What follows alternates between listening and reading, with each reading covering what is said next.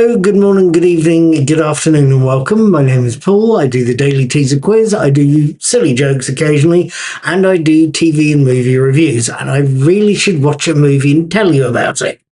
In any case, I'm encouraging you to do several things. I'm encouraging you to vote Dave, unless, of course, Dave is a Tory or reform candidate, in which case, don't vote Dave. I'm also going to tell you that, yes, I have been watching TV recently. I've been watching the fifth series of For All Mankind. I've caught several episodes, but most recently I caught episode 5, Svoboda, Svoboda, and I thought I should tell you what I thought about it. This is a review.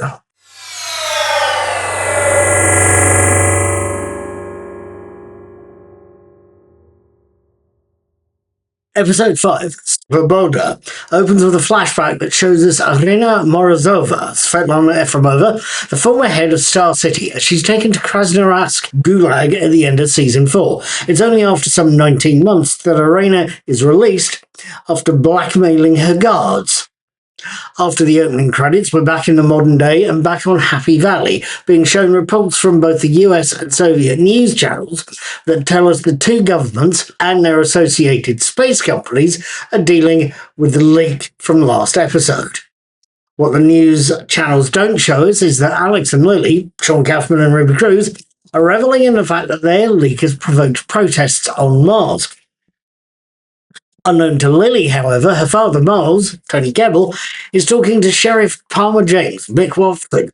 The sheriff knows that Lily leaked incriminating documents to the news channels and wants to know exactly who she got them from. There's more. In the wake of his confrontation with the sheriff, Miles argues with Lily. He wants to know who gave her the file that everyone now has, and she is determined to use its publications for the good of the people of Mars. In the wake of a similar conversation with Deviatia, Edie Gathigi, Alex is talking to his mother, Kelly, Cynthia Wu, and is both distracted and keeping his role in the league very quiet. To top everything off, there are protests across Happy Valley. Protests joined by Alex and Lily. Protests that, unbeknownst to them, and the fellow protesters have issues. Sheriff James has been given very specific orders on how to deal with the protests. There is, quite literally, going to be a riot.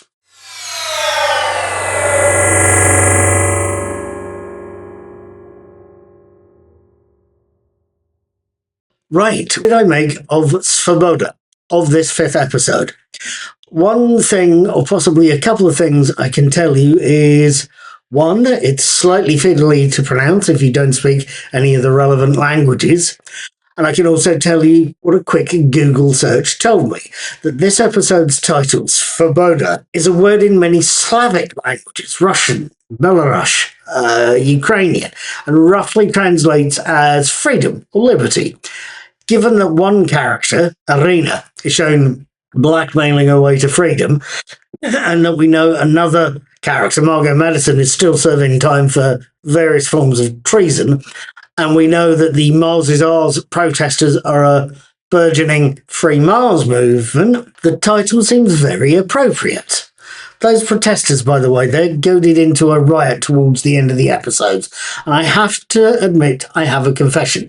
I read 2000 AD as a youngster. I think a lot of us did. And I was as riveted as anybody by the Judge Dredd strip. So, the riots triggered by the actions of the Mars peacekeepers and the way the peacekeepers dealt with the riots reminded me heavily of how the judges in Judge Dredd react to riots in Mega City 1, with a slightly heavier hand than you'd expect. The reminder has probably got something to do with the peacekeepers' riot helmets, even though they're very far from a similar design to the judges. To me, they seemed reminiscent. What else can I tell you?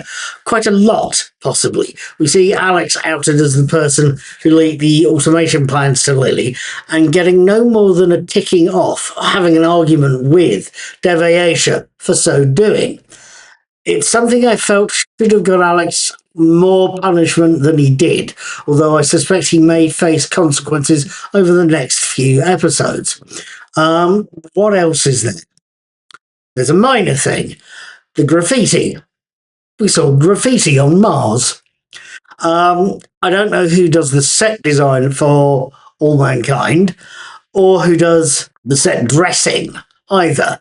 But the graffiti in this series in bright blues and bright reds and vibrant yellows is really eye-catching, especially as it's on the neutral walls of Happy Valley. The graffiti leaps out at you. It's a small bit of dressing, but it's an eye-catching piece that adds to the political ferment that Mars is facing.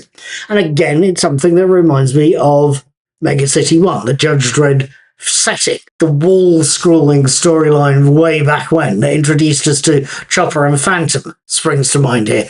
And the look of the Martian graffiti added more urban decay, just as the wall-scrawled graffiti in Mega City 1 does to that setting. It's seeing the phrase "freeze Mars" adds an air of decay and adds an air of citizen dissatisfaction. There is a lot going on with that graffiti and that episode.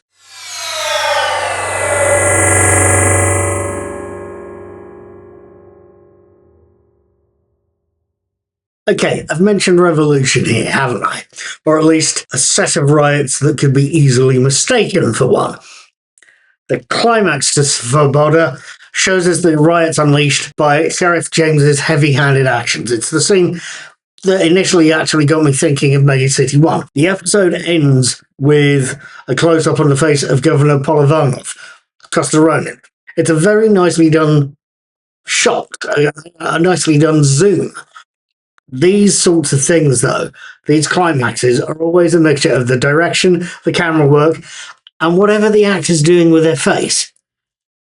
Whatever Costa Ronin was doing, I personally felt was well done. That one close-up shot is the height of a competent performance and a competent bit of camera work, as well as whatever the director was doing. It was well done, I felt. Costa Ronin has impressed me there.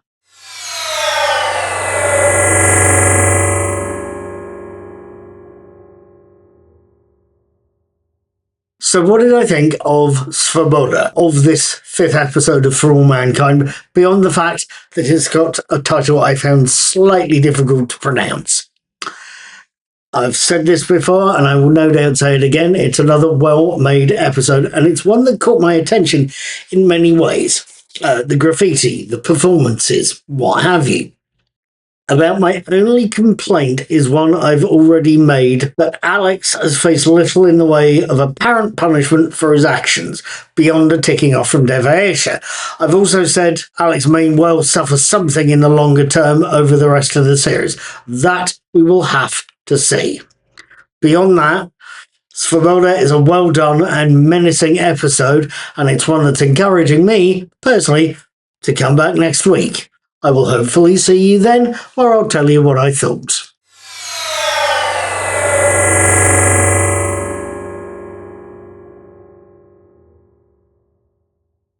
Well, all of that said, done and dusted, this is where I'm going to be leaving things for now.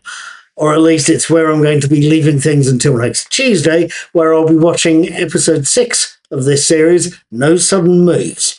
In the meantime, please feel free to subscribe to my YouTube channel. Feel free to try out the Daily Treasers. Have a look at Knickknacks Old Peculiar, my blog. And if you've enjoyed what I'm doing, please feel free to tip. It's in the corner. And please feel free to come back next time. I will see you then. Take care. Have fun. Be good. And be seeing you.